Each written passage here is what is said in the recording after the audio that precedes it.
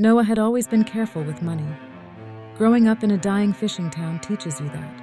How to stretch a meal, wear a coat until it frays, and take whatever work you can get.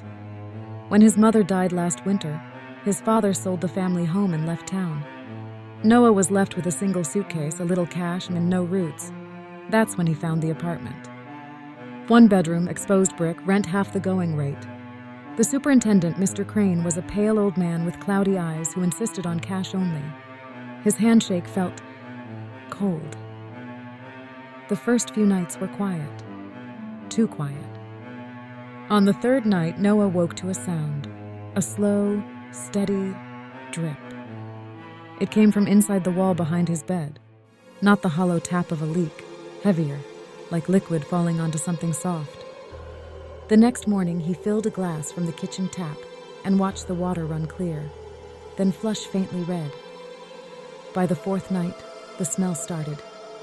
Faint, metallic, sweet. It clung to his hands no matter how much he washed them. He asked Mr. Crane about it.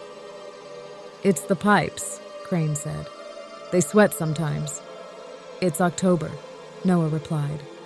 Crane just repeated, "Pipes sweat," and shut the door.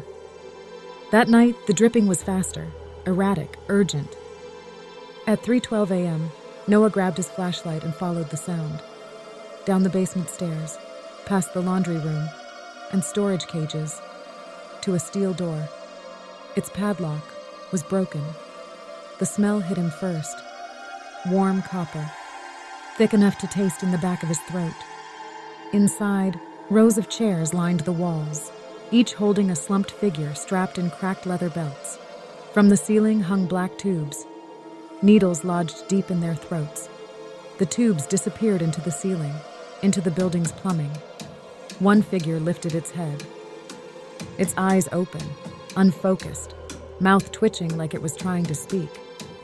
In the far corner, something moved. It unfolded from the shadows, limbs too long, skin stretched thin over sharp bones. Its eyes caught the light like an animal's, and it smiled.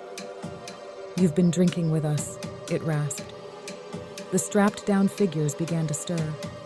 Somewhere above, Noah's kitchen faucet turned itself on. He bolted.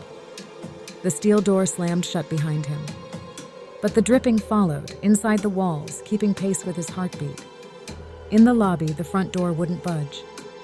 His phone screen glitched, static and warped shapes pressing against the glass. The pipes roared. The building groaned like an old ship.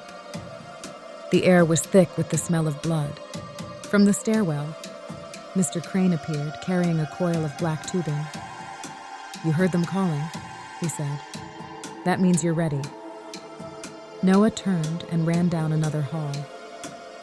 The walls leaned inward, like the building itself was bending to swallow him.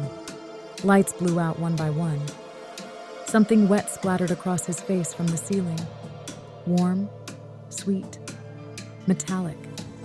He slipped, hands sinking into a pool of it, and pale faces emerged from the dark around him, heads tilting in perfect unison. The creature stepped forward. "Come drink with us," it crooned. Cold hands clamped onto Noah's arms. He was dragged, kicking, back down the stairs and through the steel door. The chairs were waiting, the belts were open.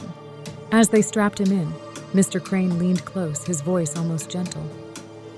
"Pipes don't sweat," he whispered. "They feed." The needle slid into Noah's throat.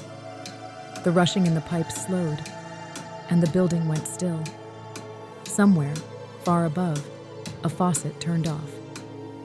The last thing Noah saw this was the creature's smile, splitting the skin from ear to ear. And then, silence, until the next tenant moved in.